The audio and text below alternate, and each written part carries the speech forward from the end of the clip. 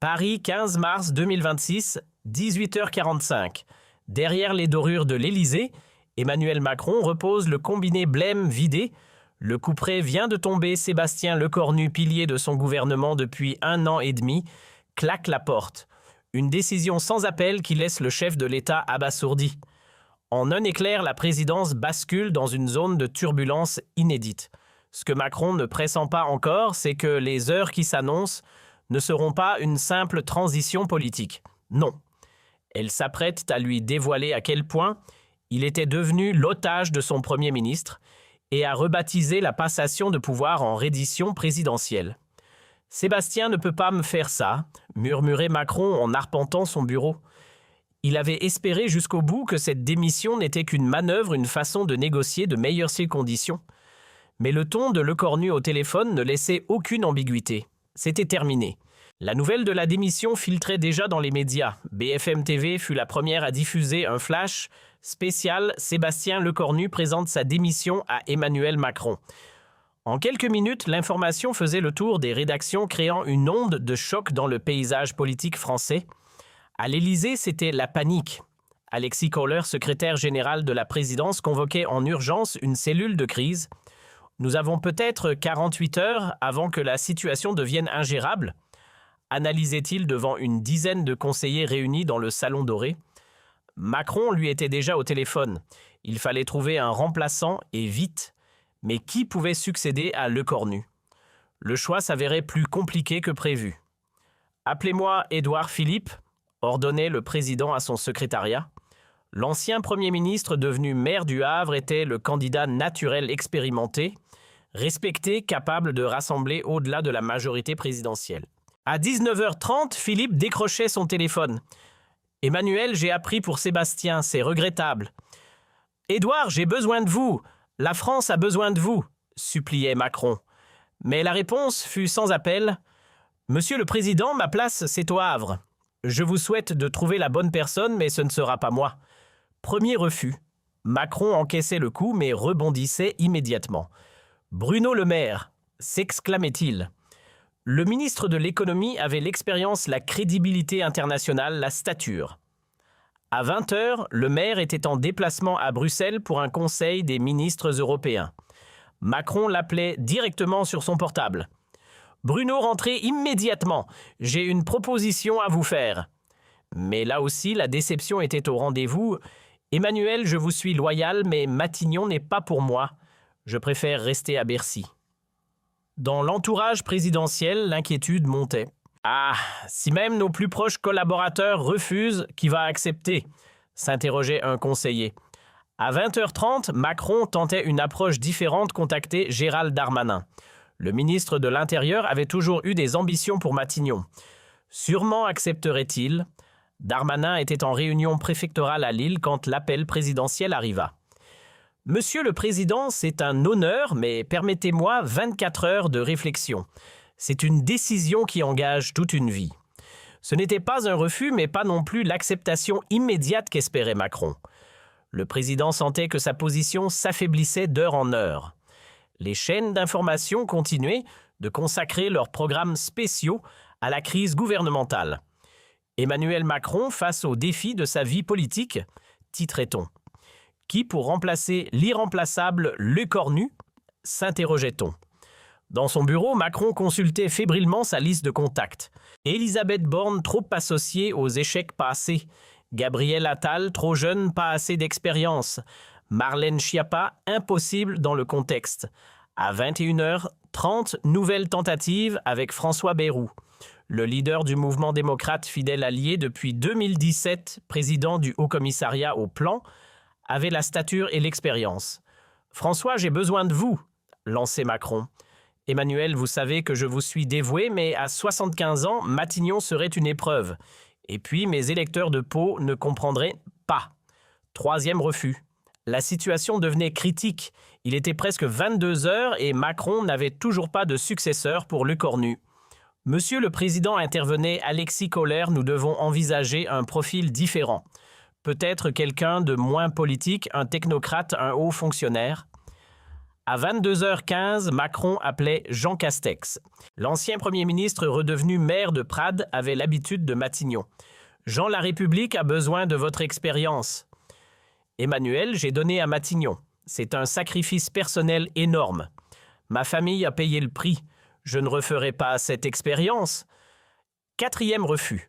Dans les couloirs de l'Élysée, les conseillers commençaient à paniquer. « Et si nous ne trouvions personne ?» chuchotait l'un d'eux. Désespéré, Macron tentait même d'appeler Michel Barnier. L'ancien négociateur du Brexit, figure respectée de la droite républicaine, pourrait incarner l'ouverture. « Michel, la France traverse une crise. Votre expérience européenne ?» « Monsieur le Président, je suis honoré, mais à mon âge, ce serait un défi trop important. Et puis les Républicains ne comprendraient pas. » Cinquième refus. Il était presque 23 heures et Macron n'avait toujours pas de Premier ministre. Pendant ce temps, les médias sociaux s'enflammaient. Aïe, Macron en panique était en tête sur Twitter. L'opposition ne perdait pas de temps. Macron découvre qu'il est seul, tweetait Marine Le Pen. Personne ne veut porter sa politique d'échec, renchérissait Jean-Luc Mélenchon. Le roi nu cherche désespérément des courtisans. Mais qui voudrait hériter de ce bilan catastrophique? À 23h30 dans son bureau, Macron s'effondrait dans son fauteuil. « Comment sommes-nous arrivés là ?» demandait-il à Alexis. « Sébastien était notre pilier, notre seul repère. Sans lui, nous n'avons plus personne. » Cette confession révélait l'ampleur du problème. En 18 mois, Lecornu était devenu indispensable. Il gérait les crises, négociait avec les parlementaires, portait les dossiers difficiles. Son départ créait un vide abyssal. À minuit, Macron tentait une dernière approche avec Catherine Vautrin, ministre déléguée au territoire. « Catherine, vous avez l'expérience locale et nationale. »« Monsieur le Président, je suis touché par votre confiance, mais je ne me sens pas prête pour Matignon. C'est trop lourd pour moi. » Sixième refus. La nuit s'annonçait longue. À 0h30 épuisé, Macron décidait de prendre quelques heures de repos. « Nous reprendrons demain matin. Il faut bien que quelqu'un accepte. » Mais le sommeil ne venait pas. Le président passait la nuit à repenser aux derniers mois avec Lecornu, à tous les défis relevés ensemble, à la complicité qui s'était installée entre eux. Macron était debout depuis 1 heure consultant les journaux du matin. Tous titraient sur la crise. Macron en quête d'un Premier ministre introuvable. L'Élysée est dans la tourmente. Qui veut être Premier ministre, Monsieur le Président, annonçait un conseiller. Les marchés étaient inquiets. L'euro chutait face au dollar. Il fallait absolument stabiliser la situation. À 7h30, Macron reprenait ses appels. Il élargissait sa recherche contactant des personnalités moins évidentes. Stéphane Travert, ancien ministre de l'Agriculture. Jacqueline Gouraud, ancienne ministre de la Cohésion des Territoires. Même Marlène Schiappa, malgré les réticences. Tous déclinaient poliment, mais fermement. L'ampleur de la crise gouvernementale, l'instabilité politique, la faiblesse des sondages présidentiels dissuadaient même les plus ambitieux. À 8h, Emmanuel Macron commençait à réaliser l'impensable. Personne ne voulait succéder à Sébastien Lecornu. « Monsieur le Président, suggérait timidement un conseiller, et si nous rappelions Sébastien, peut-être accepterait-il de reconsidérer sa décision ?» La suggestion provoquait un silence gêné dans la salle. Rappeler Lecornu après 12 heures de recherche infructueuse, c'était avouer un échec total. Reconnaître sa dépendance absolue à son Premier ministre. À 8h30, l'orgueil présidentiel cédait devant la réalité politique. « Appelez Sébastien », murmurait Macron. Alexis Kohler hésitait. « Monsieur le Président, êtes-vous certain? Cela va se savoir. »« Appelez-le », coupa Macron d'un ton sec. « Bonjour Emmanuel. »« Sébastien, nous devons parler. Cette démission, nous pouvons peut-être trouver un arrangement. »« Emmanuel, ma décision est prise. Je vous ai expliqué mes raisons hier soir. Mais Sébastien, la France a besoin de vous. J'ai besoin de vous. Ces dernières heures m'ont fait comprendre à quel point vous étiez indispensable. » Pour la première fois depuis le début de son mandat, Emmanuel Macron suppliait l'un de ses collaborateurs. À 9h, la conversation se prolongeait. Macron multipliait les arguments, l'intérêt national, la stabilité institutionnelle, l'urgence des dossiers en cours. « Emmanuel, répondait Lecornu, Vous me demandez de revenir sur une décision mûrement réfléchie. Il faudrait des garanties, des changements substantiels dans notre façon de travailler. C'était une ouverture minime mais réelle. À 9h45, quelle garantie? Sébastien. Dites-moi ce qu'il faut changer et nous le changerons. La capitulation était totale. Le président de la République française négociait sa survie politique avec son Premier ministre démissionnaire. Lecornu posait ses conditions, plus d'autonomie dans le choix de son gouvernement, un droit de veto sur certaines décisions présidentielles, l'assurance de ne pas être désavoué publiquement. Accordé, acceptait immédiatement Macron. Tout ce que vous voulez. Sébastien entrera à Matignon à 10h30.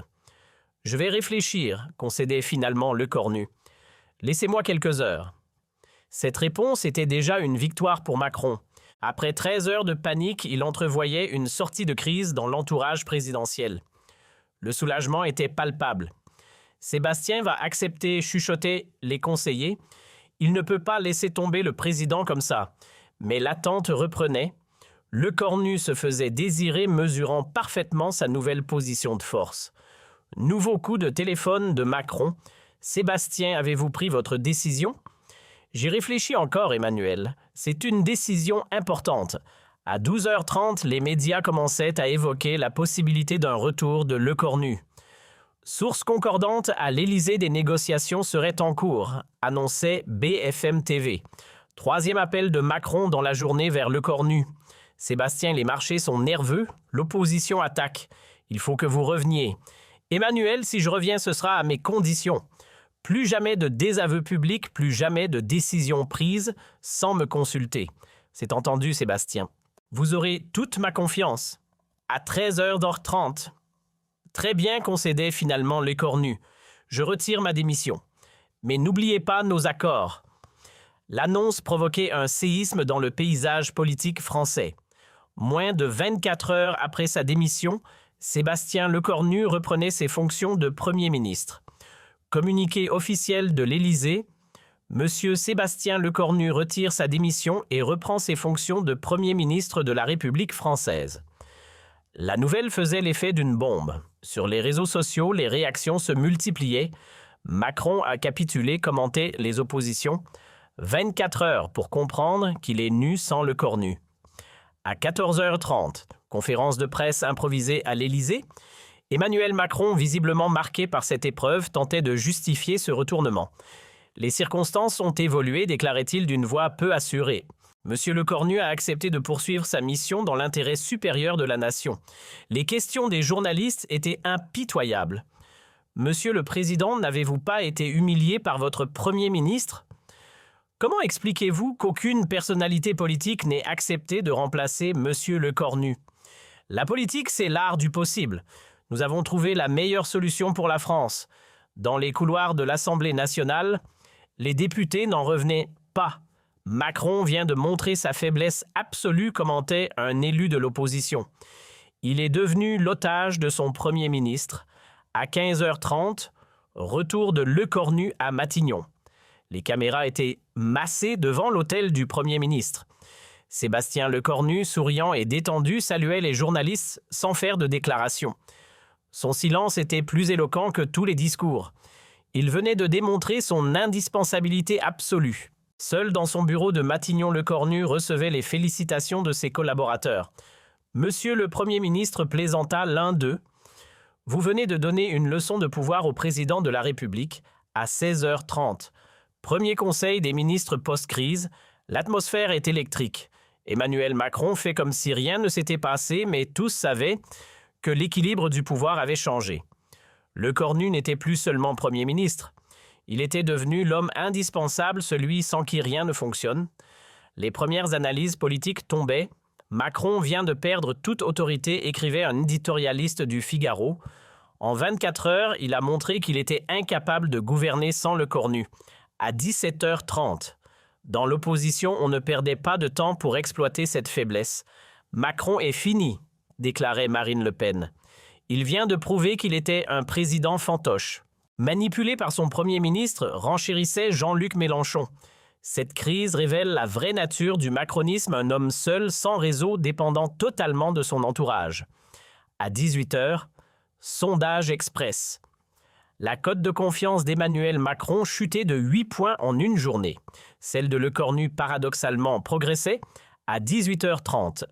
Dans son bureau de l'Élysée, Macron faisait le bilan de cette journée catastrophique avec ses plus proches conseillers. Nous avons évité le pire, tenté de positiver Alexis Kohler. Sébastien est revenu, le gouvernement est stable.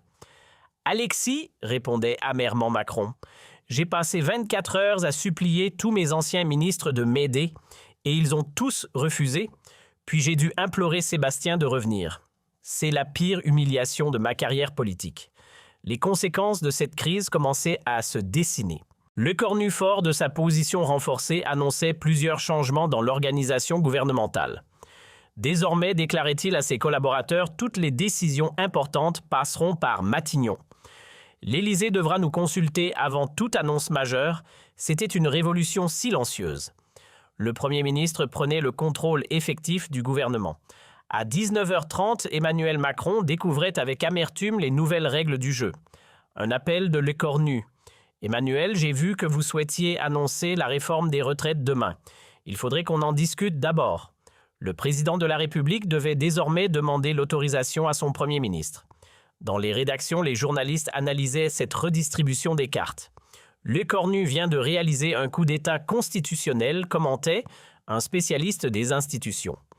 À 20 h 30, l'humiliation présidentielle était totale. En 24 heures, Emmanuel Macron était passé du statut de président tout-puissant à celui d'otage politique de son Premier ministre. Ce soir-là, en se couchant, Macron mesurait l'ampleur de sa défaite. Il avait voulu se séparer de Lecornu, mais c'est finalement Lecornu qui avait pris le contrôle.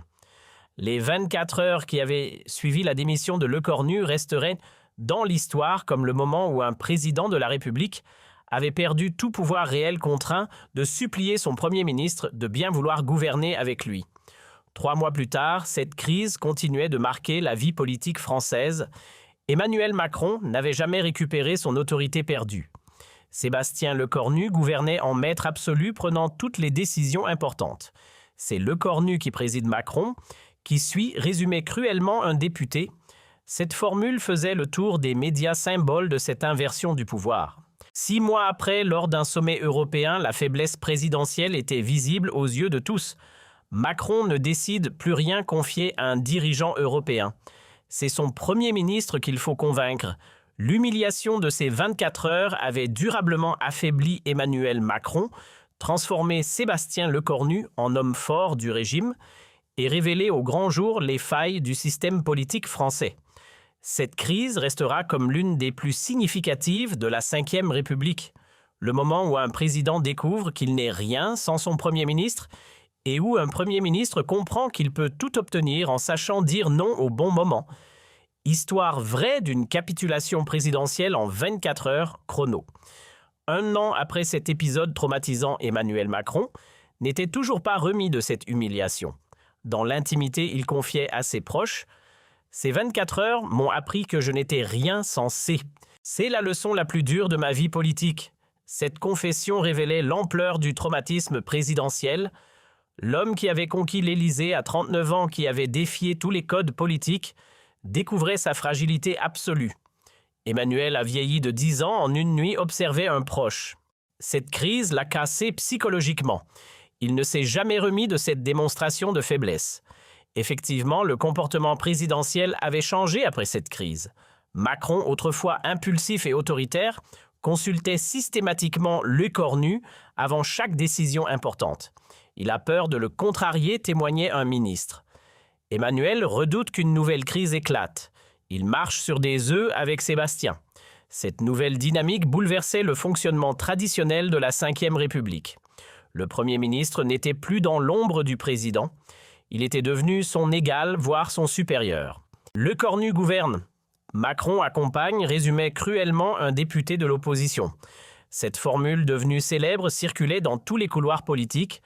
Les conséquences internationales de cette crise étaient également significatives. Lors du sommet du groupe des 7 en Italie 6 mois après l'épisode, les autres dirigeants avaient noté la faiblesse de Macron. Emmanuel semblait diminuer, confiait Joe Biden à ses conseillers. Il consultait constamment son téléphone, probablement pour avoir l'avis de son Premier ministre sur chaque sujet. Angela Merkel, pourtant discrète, avait elle aussi remarqué ce changement. Macron n'est plus le même homme. Cette crise française l'a profondément marqué. Ses observations internationales révélaient que l'humiliation présidentielle avait dépassé les frontières françaises. La crédibilité de la France sur la scène mondiale en pâtissait. Quand le président d'un pays est à la merci de son Premier ministre, c'est toute la nation qui perd en influence. Analysait un diplomate européen. Du côté de Sébastien Lecornu, cette crise avait révélé un homme politique d'une redoutable efficacité tactique. En l'espace de 24 heures, il avait réussi à inverser complètement le rapport de force avec l'Élysée. Sébastien a joué une partie d'échec magistral, admirait un ancien Premier ministre. Il a fait comprendre à Macron qu'il était indispensable et maintenant, il gouverne avec une autorité que peu de ses prédécesseurs ont connue. Cette autorité nouvelle de Lecornu se traduisait concrètement dans la gestion gouvernementale. Tous les dossiers importants passaient désormais par Matignon. L'Élysée était devenue une chambre d'enregistrement. Nous préparons les arbitrages à Matignon, puis nous les transmettons à l'Élysée pour validation, expliquait un conseiller de Lecornu. En réalité, la validation présidentielle n'est qu'une formalité. Cette inversion des rôles constitutionnels inquiétait les constitutionnalistes. Nous assistons à une dérive du régime, alertait Dominique Rousseau. Le Premier ministre devient de facto le chef de l'exécutif, mais cette situation convenait parfaitement à Lecornu. Fort de sa légitimité nouvelle, il imposait sa vision politique sans contrainte présidentielle. Sébastien a compris que Macron était faible, analysait un politologue. Il en profite pour gouverner comme il l'entend avec une liberté totale. Cette liberté totale se manifestait dans tous les domaines politiques, économiques, sociaux, internationaux. Lecornu décidait, Macron suivait. Le plus frappant fut la réforme des retraites de septembre 2027. Macron souhaitait un report à 65 ans. Lecornu préférait 64 ans. C'est la version Lecornu qui fut adoptée sans discussion.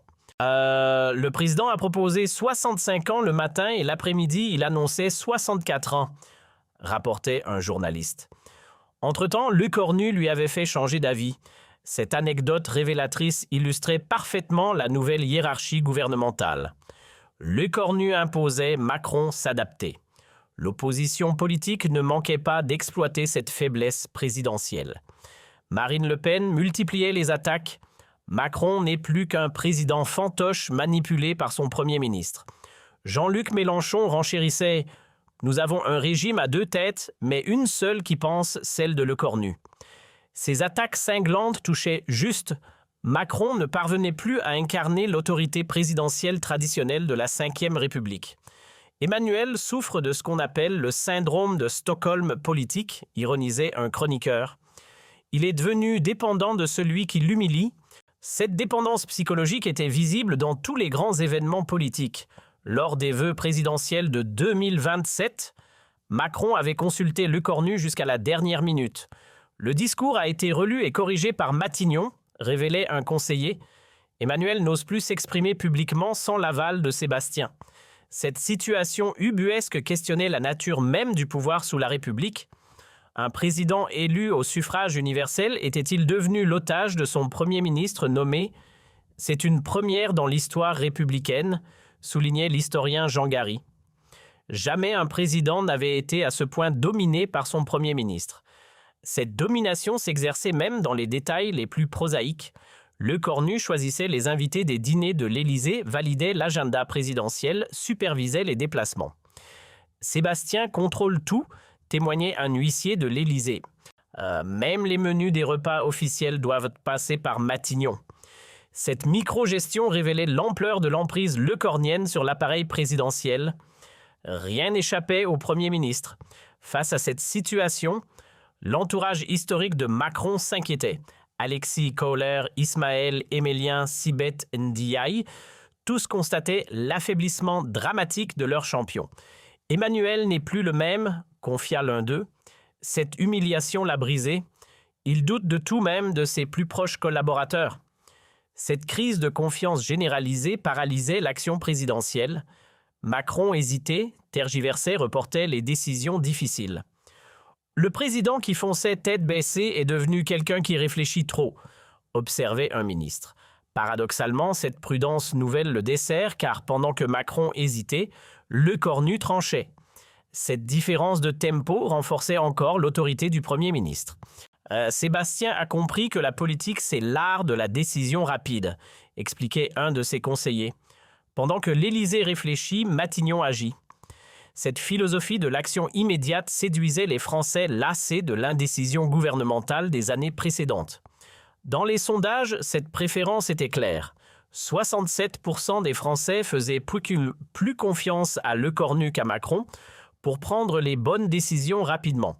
Ces chiffres catastrophiques pour l'Élysée confirmaient l'inversion complète de la popularité entre président et Premier ministre. C'est historique, commentait un sondeur. Jamais un Premier ministre n'avait été aussi populaire au détriment de son président. Cette popularité de Lecornu alimentait naturellement les spéculations sur l'avenir. Beaucoup voyaient en lui le futur candidat de la majorité présidentielle, et même si Emmanuel se représente, il aura du mal à justifier sa candidature face à Sébastien. Cette perspective d'une candidature Lecornu terrorisait l'Élysée. Ce serait l'humiliation suprême à être remplacé par celui qui l'avait dominé pendant tout le quinquennat, confiait un proche. Il sait que Sébastien a tous les atouts pour lui succéder. Ces atouts étaient indéniables: popularité, expérience gouvernementale, réseau politique et surtout image d'efficacité. Lecornu incarne la compétence face à l'amateurisme macronien, résumait un politologue. Si l'élection présidentielle avait lieu demain, il serait largement favori. Cette analyse, partagée par de nombreux observateurs, révélait l'ampleur du renversement politique opéré en 1 an et demi après cette crise historique. Le bilan était sans appel. Emmanuel Macron avait perdu toute autorité réelle. Sébastien Lecornu gouvernait en maître absolu et la Ve République vivait une expérience institutionnelle inédite. Ces 24 heures ont changé la France, concluait un historien politique. Elles ont montré qu'un président pouvait être réduit à l'impuissance par son propre Premier ministre.